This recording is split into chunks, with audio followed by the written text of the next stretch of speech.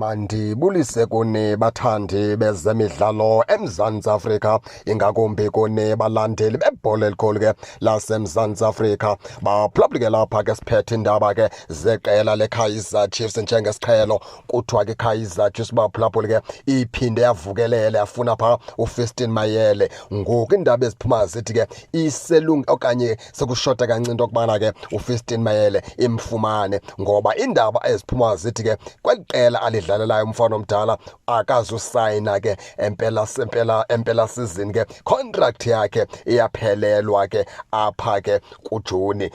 Ithi ke le nto ke ela qela lakhe lifuna ke le nkwenkwenyana eseKhokhona United kuthiwa ke ngu-Andy Bayoli, into ezinjalo Andy Bayeli.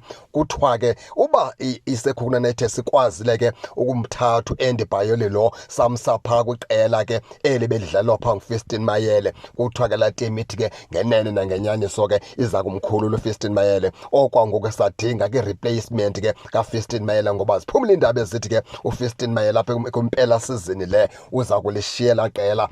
UNazarethin Nabi ke kuthi unobudlelwane obuhle kakhulu phaa noFirstine Mayele. Kuthiwa ke Kaizer Chiefs ke iselungelweni okanye isentlahla nokubana ke ingamsayina phaa uFirstine Mayele apha ke kule mpela season. Baphulaphule nizawukhumbula ke into yokubana ke iKaizer Chiefs le ikiphulo apho izama iqulele phaa isizini ezawuqala. Baphulaphule ke akusinguye yedwa ke uFirstine Mayele lo iKaizer Chiefs ifuna ukumbethelela phaa kule mpela season. Banintsi ke baphulaphula abadlali iKaizer Chiefs ke eseyithe gqolo yathetha nabo bucala.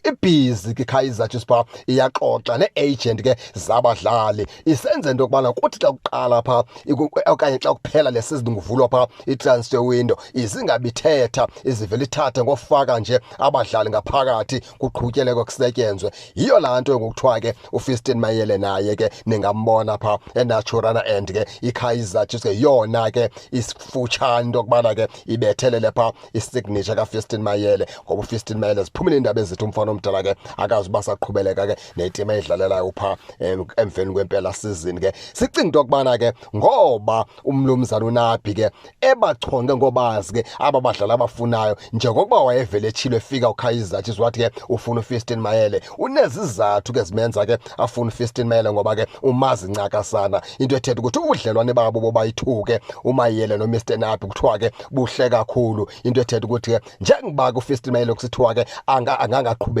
nale team yakhe, into ethetha ukuthi kuzoba lula into yokubana ke abetha abuye azodlalela iKaizer Chiefs ngesizathu ke sikamlumzana ke uNabi, ngoba kuthiwa ke ubudlelwane babo ke buhle kakhulu. Masibazi indlebe ke baphulaphula, siphosa amehlo. Ngenzeka into yokubana ke xa kuphela le season ke nimbone uFirstine Mayele ebaleka phaa kwiqela ke leKaizer Chiefs. Injalo ke baphulaphula ke nani ke ningake ningene nitsho into yokubana ke niva njani, nize ke ningakhohlwa ukusubscribe kule channel ukuze ningaphoswa zezemidlalo endizanothulela zona kwixa elizayo kakuhle babukeli.